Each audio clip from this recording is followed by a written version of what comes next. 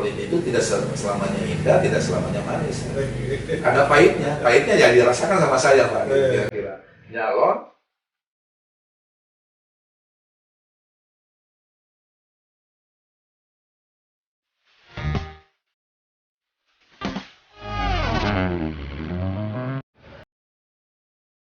Wabarakatuh. Selamat malam warga Garut. Berjumpa kembali di program Gua Garut. Malam ini, malam Selasa, ada tamu istimewa, sangat istimewa sekali. Kawan lama di 2009 beliau menjadi anggota DPRD Kabupaten Garut. Hari ini beliau menjadi pejabat tinggi di atas satu level di kabupaten kota, yakni menjadi anggota DPRD Provinsi Jawa Barat. Nah, kebetulan kami undang terkait dengan Musda Partai Amanat Nasional. Tidak lain adalah Bapak Ade Kaca ST. Selamat malam Pak Ade.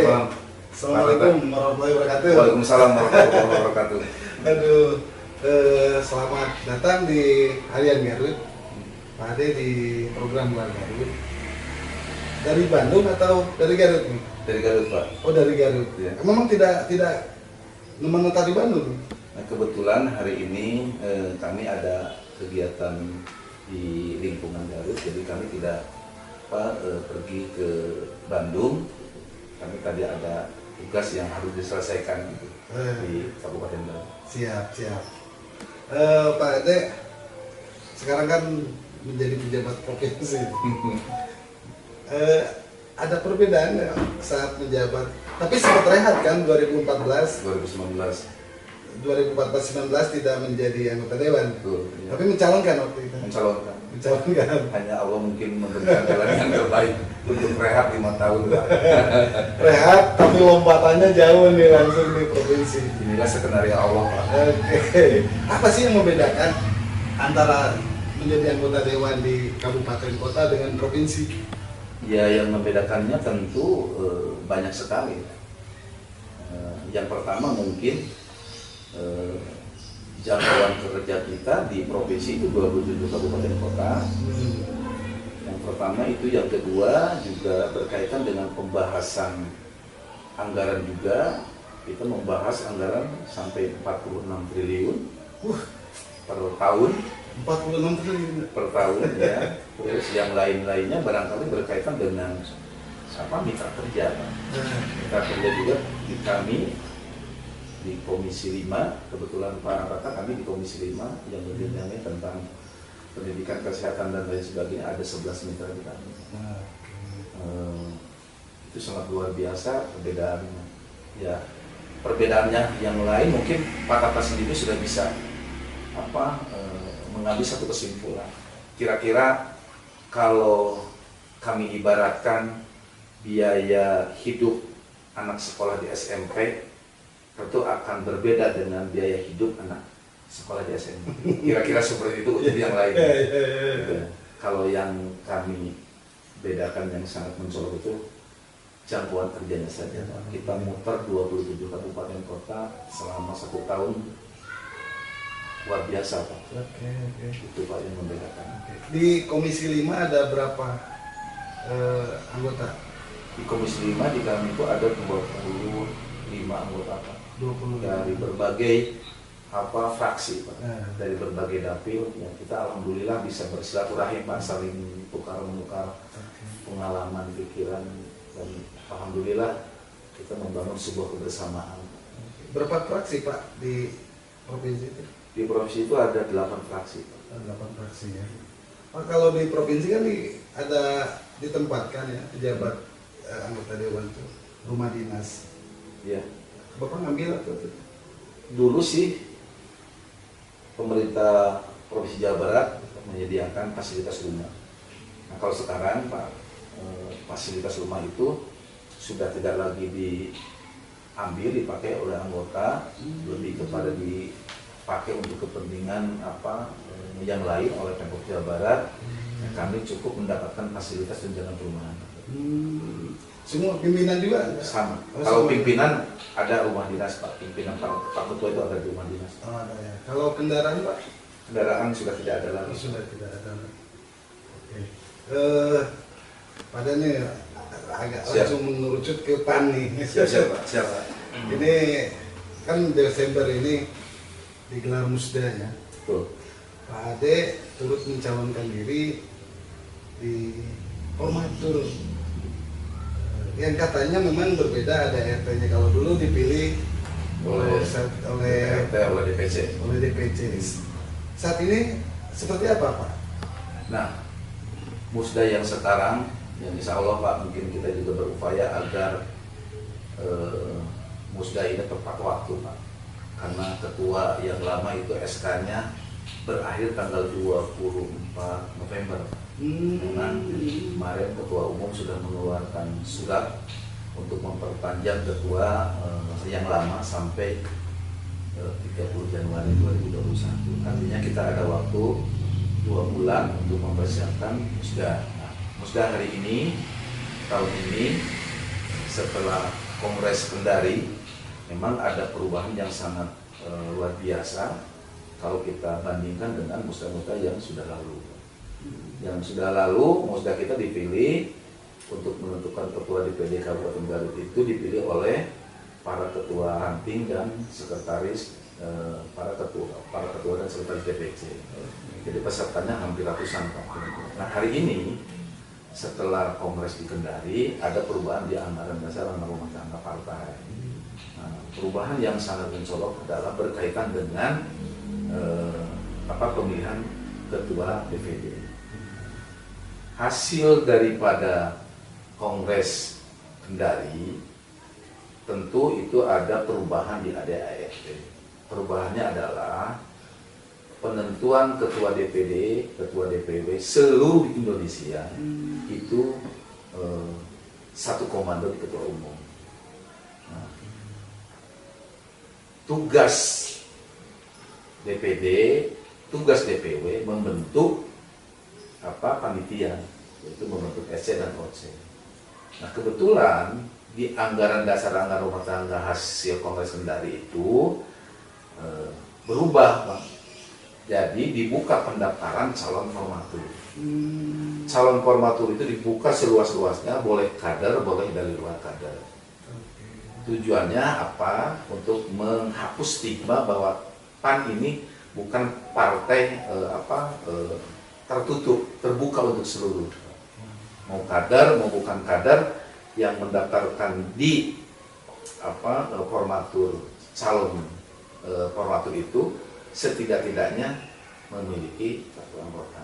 Bagi orang yang baru masuk itu diberi kartu anggota karena memang prasyarat mutlaknya di situ.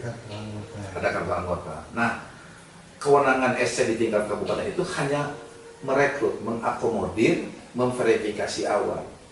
Misalkan ada calon 20 yang diverifikasi oleh SC itu ternyata misalkan 2 tidak lolos. Pertimbangan 2 tidak lolos tentu ini mengacu kepada prasyarat yang sudah ditentukan di anggaran dasar anggaran rumah tangga. Nah, tugas SC itu menampung calon-calon formatur, diverifikasi dan disampaikan kepada DPP. Ke DPW itu hanya sebatas tembusan Pak sekarang. Jadi perannya itu langsung ambil alih ketua umum, langsung ke DPP. Nah, setelah SC menyampaikan laporan ke DPP terkait yang sudah diverifikasi calon formatur, maka yang menentukan 5 besar itu adalah ketua umum DPP. Tim yang dibentuk mungkin oleh ketua umum di tingkat pusat. Yang menentukan siapa yang layak menjadi ketua DPW dan ketua DPD itu adalah ketua umum. Tentunya hasil dari seleksi dari 18 menjadi 5, dari 5 diambil menjadi 1. Maka Musda dan Musul itu hanya menyampaikan pengumuman ketua formatur terpilih, Pak. Iya, iya, iya, iya. Jadi kendalinya ada di ketua umum semua. Pertimbangan apa? Kan ada perubahan ADART tidak melalui pemilihan. Kenapa pertimbangan apa? Sampai keputusan formatur itu harus DPP. Nah, hasil koordinasi kami dari DPD dan kami di fraksi Jawa Barat diundang beberapa kali oleh ketua umum menyampaikan tentang perubahan anggaran dasar. Hari ini ketua umum lebih berinisiatif mengambil kendali terkait penentuan siapa yang harus menjadi ketua DPD dan ketua DPD. Ini adalah semata-mata bukan hasil emosional ketua umum saja, bukan ambisi politik ketua umum saja, tetapi ini lebih kepada ketua umum ikhtiar, Pak.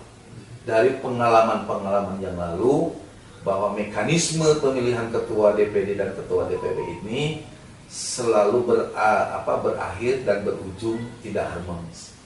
Partai terpecah, terbelah menjadi beberapa kelompok. Itu satu. Yang kedua, ikhtiar ketua umum juga mungkin ini berkaitan dengan kos politik yang menguras materi begitu banyak. Bagi siapapun yang berkeinginan mencalonkan, pasti keluar biaya. Sudah keluar biaya, toh pada akhirnya ketua itu hanya ada satu. Calon 5, calon 6, calon 4, calon 3, ketika dipilih menggunakan mekanisme pemilihan secara langsung oleh DPRT dan DPC, toh ketua yang terpilih itu hanya satu. Nah, ketika sama-sama sudah mengeluarkan biaya mungkin untuk kos operasional peserta, saya rasa ini akan menimbulkan sebuah kekecewaan. Nah, mungkin hasil ikhtiar ketua umum, maka penentuan ketua DPD dan ketua DPW seluruh Indonesia itu diambil alih. Satu komando di ketua umum, tegak lurus kepada ketua umum. Pak Ade waktu di DPD PAN Garut itu pengurus juga ya? Pengurus. 2 periode ini. 2 periode. Jadi perjalanan saya di PAN ini memang cukup lama lah dari nol, Pak. Awal saya tertarik di PAN itu karena saya dulu cinta Amin Rais sebagai tokoh reformasi. Saya hanya terbawa arus suka ke Pak Amin aja, Pak. Tidak tahu orang masuk di partai itu ingin apa. Cuman ada teman yang menyampaikan kepada saya, Pak Ade kira-kira masuk di PAN itu punya targetan apa? Saya tidak punya targetan apa-apa.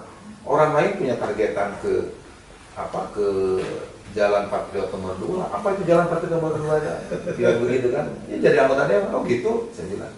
Nah, begitu 2009 saya kebetulan ikut nyalon kan gitu, dan Allah menakdirkan jadi. Perjalanan karir saya di politik dari mulai 98 sampai sekarang. Ya saya 98 itu jadi pimpinan ranting di Desa Jatimulya selama 2 tahun, karena 2000 Pamengpeuk ya? Ya, dari 2000 itu ke 2004 itu 2 tahun, Pak, 4 tahun menjadi ketua DPC di Pamengpeuk, Dewan Pimpinan Cabang. 2004-2009 saya menjadi pengurus harian DPD bidang Kani dan Nelayan waktu zaman almarhum Pak Haji Gaos. 2009-2014 saya menjadi bendahara partai. 2014-2019 sampai sekarang menjadi sekretaris DPD PAN Kabupaten Garut, dan saya berkiprah 2009-2014 mencalonkan anggota DPRD dari Dapil 3 Garut Selatan. Alhamdulillah satu kali saya melangkah diberi kepercayaan oleh masyarakat, terpilih menjadi perwakilan dari Garut Selatan waktu itu. Pertama, ya, subhanallah, bagi saya juga luar biasa. Ternyata ya menjadi anggota dewan itu cukup banyak tantangan karena harus memperjuangkan kepentingan masyarakat di daerah pemilihan saya. Sementara kewenangan itu terbatas, kemampuan itu terbatas, kira-kira begitu Pak. Nah, sekarang kebetulan saya dipercaya oleh Allah, oleh masyarakat, terpilih menjadi anggota DPR Provinsi Jawa Barat dari Garut Pak. Yang saya yakin karena ini adalah sebuah kepercayaan saja dan mungkin doa yang dikabulkan Allah Pak. Bisa dibayangkan sama Pak Tata, saya 2014-2019 nyalon Pak. Nyalon ya? Yang kedua kali. DPRD kabupaten. Saya kalah Pak. Karena memang itu adalah risiko politik. Ya, saya berpikir, oh ini sebuah risiko politik kan. Politik itu tidak selamanya indah, tidak selamanya manis. Ada pahitnya, pahitnya ya dirasakan sama saya Pak. Kira-kira nyalon, ternyata Allah menakdirkan saya harus istirahat kan. Bisa dibayangkan Pak, 5 tahun saya tidak punya jabatan apa-apa. Pas saya nyalon ke provinsi, mungkin dari hitungan para aktivis, para analisa politik di Kabupaten Garut tidak menghitung saya jadi. Saya yakin itu Pak. Karena banyak orang mengatakan ada kacang ada bangkrut, namanya kira-kira begitu kan. Tapi kan boleh mereka berkata saya bangkrut, tetapi di mata Allah saya tidak bangkrut. Allah menakdirkan saya harus jadi kan. Seberat apapun rintangan yang mencoba menghadang saya mah aku yakin kalau memang ini takdir saya, ini hak saya, siapapun orang yang akan menghalangi saya untuk tidak jadi, tidak akan pernah bisa menghalangi kehendak Allah. Subhanallah. Itu yang saya yakini Pak. Ini persis disampaikan Dr. Helmi Wakil Bupati. Pak Ade ini politisi jadi ya. Jadi di politik itu jangan pernah kapok. Iya. Emang seperti itu ya? Jangan pernah Pak, kalau kita di politik kapokan ya lebih baik jangan mengenal politik. Berhadapan dengan enak tidak enak kan politik itu. Pengertian enak tidak enak, kalau kita nyalon dewan, kalau kita nyalon bupati, pasti ada resiko Pak. Resiko kalah ya tidak enak kan gitu, kira-kira kan gitu. Resiko menang ya enak kan gitu. Tapi pengertian tidak enak itu jangan ditafsirkan menjadi sesuatu yang punya sikap kesakitan. Resiko Pak itu. Pilihan itu kan menang kalah kalau di politik itu. Waktu kalah kemarin 2014 main-main saja ya, tidak stres. Sebagai manusia biasa di awal ya kita juga sempat ngedrop Pak. Oh, sempat juga ya? Ngedrop juga, ada pikiran malu Pak. Malu karena mungkin ya ini sebagai sebuah ujian saja Pak. Saya mengambil satu hikmah Pak, dari kekalahan itu. Ini Allah memberikan sebuah ujian saja ke saya. Jangan siap menangnya, jangan siap enaknya di politik kan gitu kira-kira. Di politik harus siap tidak menangnya dan kalahnya kan kira-kira gitu. Keren. Kalau misalkan kita bisa menerima resiko kalah di politik dan kuat mental, ya itu teruji menurut saya kan gitu. Gitu kira-kira kan. Waktu kalah 1 hari saja terasa lama ya Pak? Betul Pak. 1 bulan saya hampir setahun bahkan diperhatikan orang, saya kalah nih. Pasti orang akan tertuju ke kita. Itu hanya kekhawatiran di diri kita sebetulnya Pak. Pikiran kita, oh jangan-jangan saya terus dilihatin orang kan gitu kira-kira Pak. Karena kalah Pak. Ternyata itu sesuatu pemikiran yang salah Pak. Orang lainnya aktivitas dengan sendirinya, kita aja yang paranoid Pak. Ya kira-kira gitu ya. Yang terlalu banyak kekhawatiran kan gitu. Itu gambaran buat Pak. Insya Allah Pak. Itu sudah menjadi darah daging saya di dunia politik. Keren. Pak Ade, kemarin kalah 5 tahun. Iya. Sekarang jadi ya. Terasa singkat ya kalau sudah jadi 5 tahun. Iya Pak. 1 tahun juga kan. September ke September kan udah 1 tahun Pak. Gak kerasa Pak 1 tahun. Betul. Tinggal waktu 4 tahun lagi. Kalau berbicara politik bukan 4 tahun Pak. Waktu saya nih untuk mewujudkan sebuah impian, sebuah janji-janji politik terhadap masyarakat itu hanya tersisa waktu 2 tahun lagi. 2 tahun harus benar-benar sudah bisa menjawab apa yang dijanjikan kepada masyarakat. 2 tahun lagi persiapan kita mapping Pak. Kita mau kemana 2024 itu? Karena ada momentum Pak dari 2020 ke 2024 ini ada 2 momentum di Garut. satu legislatif 2024 dan kedua pilkada. Iya. Kan momentum ini harus juga sebagai kader harus mempersiapkan diri, barangkali ada amanah yang diberikan oleh ketua umum. Oke. Itu harus dijalankan, Pak. Pada ini terkait momentumnya. Ini pertanyaan kedua. Kenapa ingin menjadi ketua DPD? Yang kedua, apa yang akan dilakukan? Agenda apa yang akan dilakukan oleh Pak Ade sendiri jika sudah memenangkan? Ya. Kenapa ingin menjadi ketua DPD? Saya rasa begini. Jenjang karir di politik itu siapapun punya keinginan. Saya merintis dari kader Partai Amanat Nasional dari mulai ketua ranting tingkat desa, ketua kecamatan, pengurus harian, bendahara DPD, sekretaris DPD. Ketika hari ini saya punya keinginan menjadi pimpinan partai di Kabupaten Garut, semata-mata bukan karena ambisi, Pak. Itu adalah semata-mata saya karena mekanismenya sekarang sudah berubah, adalah kepada penugasan yang punya kewenangan adalah ketua umum. Jadi prinsipnya saya menunggu komando, Pak, menunggu tugas. Kalau saya ditugaskan oleh ketua umum harus memimpin partai di Kabupaten Garut, insya Allah saya siap dengan segala risiko. Kenapa saya katakan dengan segala risiko, Pak? Tadi di politik itu jangan mau manisnya saja, pahitnya juga harus dihadapi dan harus siap kita. Pahitnya apa? Kerja ketua partai tingkat Kabupaten Garut ke depan itu bukan berhadapan dengan persoalan yang ringan. Justru tantangan akan semakin berat. Kenapa semakin berat? Kita bersaing dengan partai-partai besar hari ini. Yang kedua, kita bersaing dengan partai-partai yang baru. Otomatis ketika misalkan di momentum politik 2024 ada 5 atau 4 partai baru, kira-kira suara yang akan tergerus itu dari mana? Bisa saja kan dari partai, bisa saja dari partai yang lain.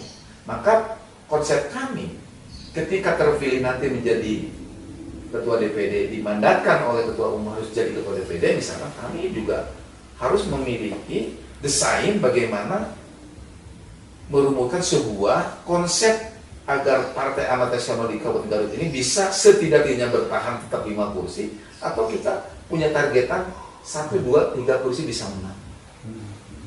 Dan ketika ikhtiar itu dilakukan dengan sungguh-sungguh, dengan membangun sebuah kebersamaan, dengan melibatkan seluruh komponen partai yang ada, saya rasa bukan sesuatu yang mustahil.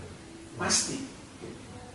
Keyakinan itu saya yakin dengan tadi catatan adalah membangun sebuah kebersamaan.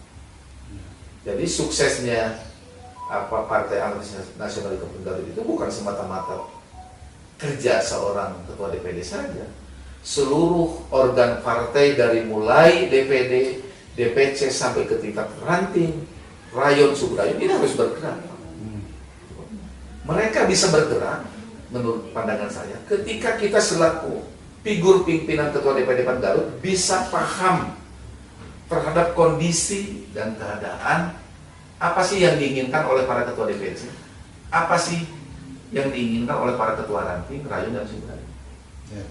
Itu kan yang harus kita jawab. Mereka butuh perhatian, mereka butuh pemberdayaan. Maka kami, insya Allah, karena punya modal, Pak, kami PAN, Dapil Garut itu punya modal. 1 punya DPR RI, kedua punya DPR provinsi, ketiga punya DPR kabupaten. Dijumlahkan ada 5. Kira-kira yang 8 ini, yang 7 ini, Pak, yang 7, kalau kita membuat sebuah visi misi untuk membesarkan partai ke depan, dengan ditopang oleh 7 anggota dewan, ini akan terasa ringan. Kita bagi, Pak. Misalkan begini, Dapil Garut memaksimalkan jaga gawang. Dapilnya masing-masing harus tetap aman dan terpelihara. Provinsi akan membackup dari kekurangan yang ada di Dapil Garut. Provinsi pusat pun begitu, Pak. Jadi kita ingin bahu-membahu, Pak. Nah, itu konsep kami. Karena tanggung jawab kami nanti, siapapun yang jadi ketua DPD harus memiliki wawasan bagaimana PAN ke depan ini bisa menjadi dicintai oleh masyarakat. Hasrat mencalonkan ketua DPD PAN itu melihat juga kan barometer ke belakang. Apa sih yang kurang dari ke belakang? Kemudian apa yang dipersiapkan real ketika dipercaya oleh DPP, langkah apa yang harus dilakukan lebih awal? Ya, kalau saya diberikan amanah oleh Ketua Umum untuk menjadi Ketua DPD Kabupaten Garut, mungkin langkah awal yang akan saya lakukan adalah bagaimana kita menata struktur DPD PAN itu sendiri, karena itu adalah kunci untuk melangkah ke tahap berikutnya, Pak. Yang selanjutnya barangkali yang saya ingin lakukan adalah bagaimana ketika kepengurusan tadi bisa mengakomodir dari seluruh potensi yang ada. Pak Tata tahu sendiri hari ini Sekjen Partai Amanat Nasional dengan Ketua POK Pak Mumtaz Rais punya sebuah konsep agar bagaimana PAN ini bisa mengambil simpati dari para pemilih milenial.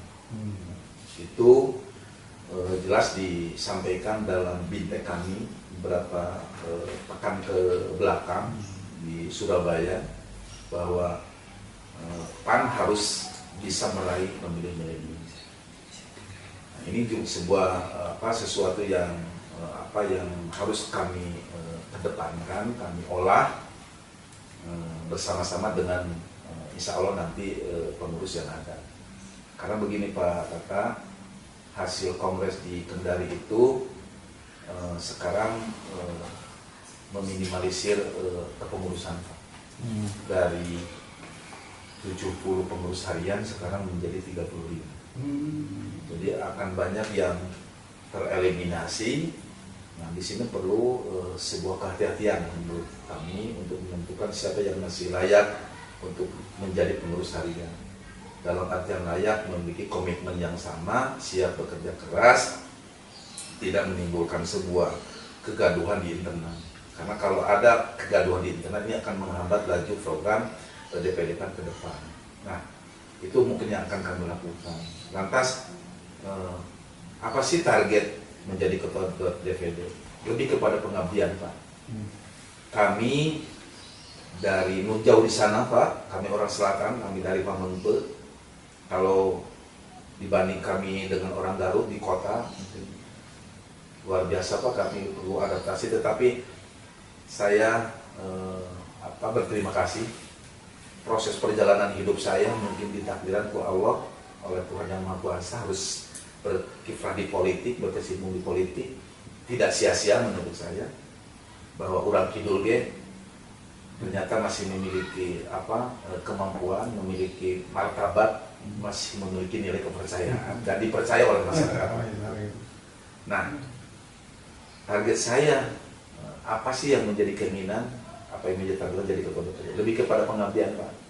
Kami sudah lama berkecimpung di partai, kami sudah diberikan ruang dan kesempatan menjadi anggota DPRD Kabupaten Garut 2009-2014. Hari ini kami 2019-2024 juga dipercaya oleh masyarakat menjadi anggota DPR Provinsi Jawa Barat. Seyogianya sesuatu yang wajar ketika kami mengabdikan diri. Karena Ketua Umum sudah mewanti-wanti, enak saja sudah menjadi anggota Dewan, tidak mau menjadi pimpinan partai, mengurus partai di satu daerah, di satu kabupaten. Maka ini lebih kepada tanggung jawab moral bahwa kami dibesarkan oleh Partai Amanat Nasional. Maka imbal baliknya adalah bagaimana kami mengabdikan diri ketika Ketua Umum menugaskan kepada kami menjadi Ketua DPD. Ini lebih kepada pengabdian. Adapun hal-hal yang lain, saya tidak terlalu punya obsesi yang berlebihan, yang tidak terukur, yang terukur saja Pak. Lebihnya itu adalah takdir Allah Pak, kan gitu kira-kira. Kalau memang ruang dan kesempatan itu ada, siapapun tidak akan membiarkan, tidak akan menyia-nyiakan. Karena ikhtiar itu adalah hukumnya wajib Pak. Urusan hasil bukan urusan saya. Dari ikhtiar itu hasilnya bukan urusan saya, bukan kewenangan saya. Itu adalah kewenangan Allah. Jadi hari ini saya ingin melaksanakan apa yang menjadi tanggung jawab saya sebagai manusia yang diwajibkan berikhtiar. Ikhtiar saya adalah ditugaskan oleh Ketua Umum menjadi pimpinan partai di Kabupaten Garut misalkan. Nah, ikhtiar saya adalah bagaimana PAN di Garut itu setidak-tidaknya bisa dipertahankan 5 kursi atau bertambah 1, 2, atau 3. Nah, maka ikhtiar ini perlu dibangun kebersamaan. Perlu dukungan semua pihak, perlu janji-janji politik para anggota dewan yang hari ini menjabat di Kabupaten Garut, di provinsi saya dan di pusat Pak Hoirudin, ini mewujudkan Pak, apa yang dijanjikan di saat kampanye. Itu maksud saya Pak. Jadi saya berkeinginan PAN ke depan ini benar-benar memiliki nilai jual di mata masyarakat.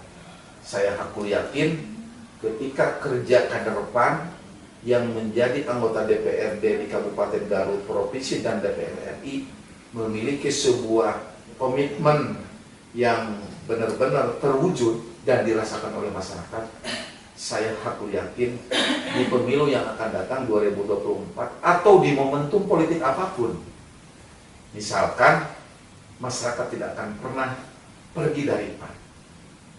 Jawabannya adalah mewujudkan apa yang menjadi komitmen di saat kita berkampanye.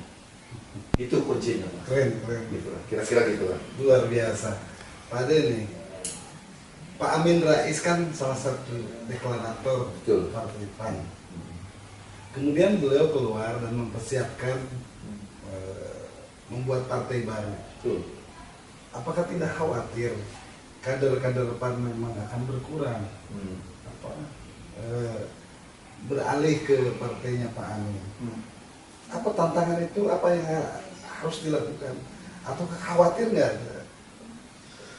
Ya kalau berbicara kekhawatiran manusiawi Pak. Rasa kekhawatiran itu ada Pak. Jangankan di kami, mungkin di partai-partai yang lain yang terpecah, ya kira-kira begitu Pak. Ya. Kekhawatiran itu ada. Sudah yakin Pak, karena beliau misalkan berdiri Partai Amanat Nasional, menjadi sebuah idola yang ditokohkan, kekhawatiran itu manusiawi saya rasakan Pak. Tetapi kalau misalkan kekhawatiran itu terus akan menjadi larut dalam sebuah pemikiran kita, ya justru kekhawatiran itu akan menimbulkan sebuah kenyataan. Maka untuk menepis kekhawatiran itu saya melakukan kerja-kerja partai. Bagaimana memelihara basis.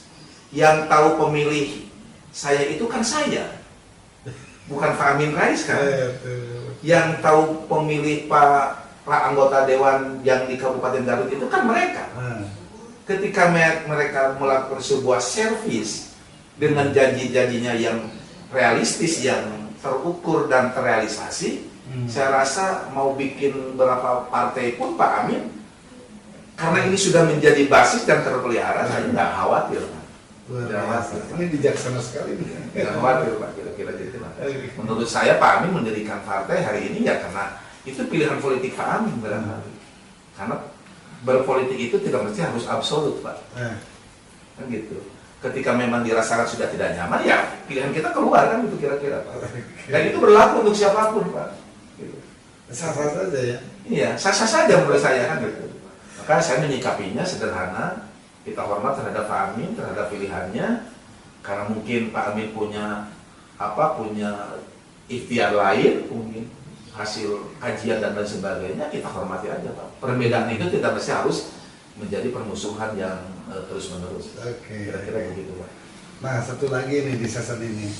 Dari 5 itu maka dipilihlah satu sebagai ketua Formatur. Formatur. yang 5 itu yang 4 itu akan menjadi pengurus.